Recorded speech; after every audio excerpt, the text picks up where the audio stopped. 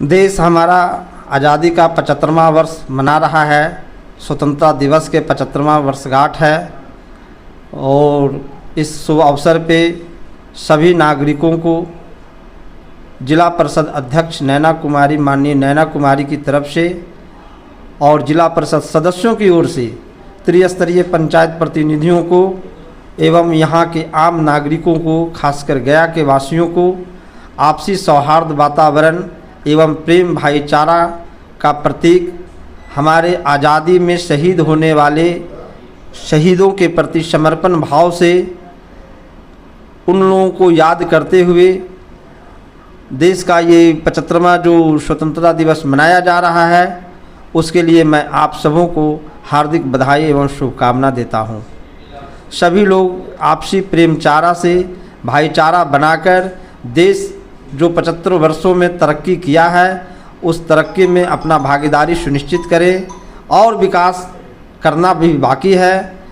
आपसी प्रेमचारा बनाते हुए सभी लोग विकास में देश के प्रति अपना उत्तरदायित्व निभाने का काम करें।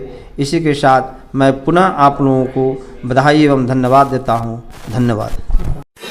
आप देख रहे हैं जन अदालत समाचार, जनता की बात जनता के साथ, जन अदालत।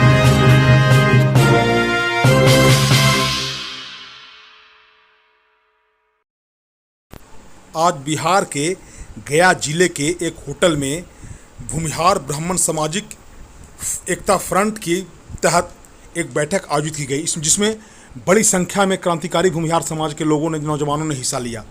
खास करके ये जो फ्रंट है, इसके जो अध्यक्ष हैं धीरज कुमार, उन्होंने बताया कि हम लोगों का एक प्रयास है कि जो आर्थिक और सामाजिक जो विषमता समाज में आ गया है और शिक्षा के तरफ से जो रुझान का समाज का घट गया है, राजनीतिक रूप से इसका कोई पूछ नहीं रहा है, इस सारे बिंदुओं पर हम लोग चर्चा करेंगे और पूरे बिहार में घूम घूम करके हम लोग प्रयास कर रहे हैं कि समाज को एकजुट किया जाए और जो राजनीतिक हम लोग का जो भागीदारी होना चाहिए समाज के योगदान में जो पहले रहा है, वो हम लोग का हिस्सेदारी भी मिलना चाहिए। आज राजनीतिक रूप से सारे दलों ने भूमिहार को इस्तेमाल करो और फेंको की नीति अपनाई है। अब ऐसा नहीं चलेगा। हम लोग सारे लोग एकजुट होकर के बिहार के जो राजनीतिक परिवेश है उसमें अपनी हिस्सेदारी को तय करेंगे। बाबा शिवाजी की रिपोर्ट, जन अदालत न्यूज़ के लिए। भूमिहार ब्राह्मण सामाजिक फ्रंट की गया जिला इकाई की आज बैठक।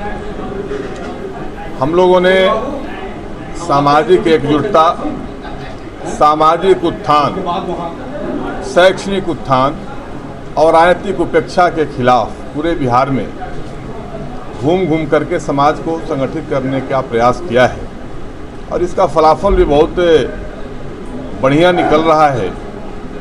आज जो स्थिति है राजनीति में,